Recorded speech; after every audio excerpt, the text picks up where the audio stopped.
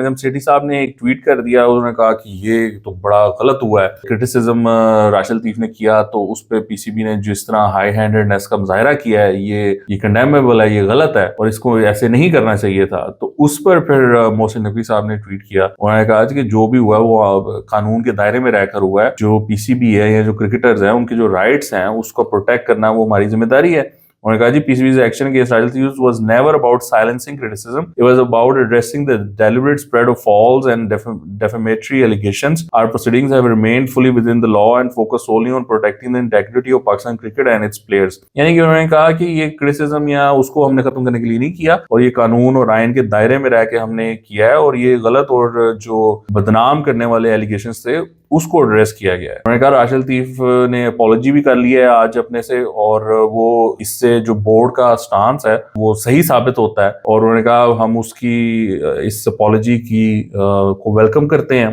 اور offer a clean slate, یعنی کہ معاملہ ختم ہو گیا۔ یہ اس بات پر انہوں نے کہا ہے کہ